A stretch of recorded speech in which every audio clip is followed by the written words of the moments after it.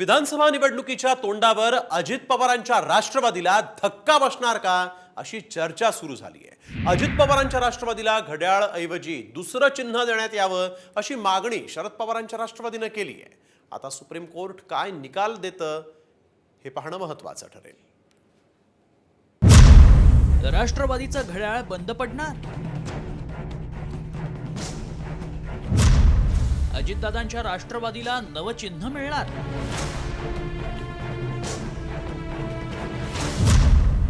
एक ऑक्टोबरला घड्याळचा फैसला। विधानसभा निवडणूक तोंडावर आहे, तेव्हा पक्ष आणि चिन्ह संदर्भात सर्वोच्च न्यायालयात त्यावर तातडीनं सुनावणी घेण्याची विनंती राष्ट्रवादी काँग्रेस शरदचंद्र पवार पक्षाच्या वतीनं करण्यात आली आहे। त्यानंतर निवडणूक चिन्ह वापरण्यावरून राष्ट्रवादी काँग्रेस पक्षाच्या वादावर सर्वोच्च न्यायालयानं सुनावणीसाठी 1 ऑक्टोबरची तारीख निश्चित केली। त्यामुळे अजित पवारांच्या राष्ट्रवादीचं टेन्शन वाढलंय। नेमकं या याचिकेत काय मागणी करण्यात आली आहे पाहूया। शरद पवारांच्या पक्षाकडून सुप्रीम कोर्टात मागणी। अजित पवारांच्या राष्ट्रवादीला नवं चिन्ह द्या।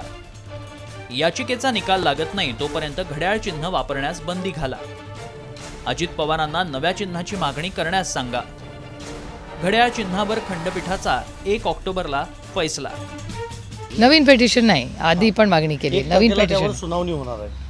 ही कुठली नवीन पेटिशन नाही आहे। तर आमचं जे आत्ता आम्हाला दिलेलं चिन्ह आहे तुतारी वाजवणारा माणूस, हे चिन्ह आदरणीय पवार साहेबांच्या पक्षाचं आत्ता आम्हाला दिलेलं आहे विधानसभेपर्यंत। त्यामुळे अर्थातच तुतारी वाजवणारा माणूस हे आमचं चिन्ह आहे। त्याच्यामुळे तुतारी पिपाणी असे कन्फ्युजन होत असतात। त्याच्यामुळे एका सशक्त लोकशाहीमध्ये आमच्यावर किंवा कुणावरच हा अन्याय होऊ नये अशी आमची विनम्र विनंती आहे।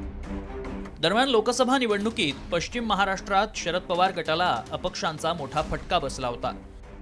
शरद पवार पक्षाला निवडणुकीत तुतारी हे चिन्ह मिळालं, तर काही अपक्षांना तुतारी सदृश्य ट्रम्पेट चिन्ह मिळालं होतं। या चिन्हानं मतदार संभ्रमित झाला आणि शरद पवारांची मतं अपक्षांना मिळाली होती। विधानसभेत हा घोळ टाळण्यासाठी आणि अजित पवारांच्या अडचणी वाढवण्यासाठी शरद पवारांकडून नवा डाव टाकण्यात आलाय। यापूर्वी सुप्रीम कोर्टानं ही याचिका दाखल करून घेण्यास नकार दिला होता। आता 1 ऑक्टोबरला या याचिकेवर सुनावणी होणार आहे। त्यावर सुप्रीम कोर्ट काय निर्देश देणार याकडे सर्वांचंच लक्ष लागलंय। त्यामुळे घड्याळाची टिकटिक विधानसभेत सुरू राहणार की नाही हे पाहण्यासाठी साऱ्या राज्याचं लक्ष सुप्रीम कोर्टाच्या निर्णयाकडे असेल। ब्युरो रिपोर्ट, साम टीव्ही।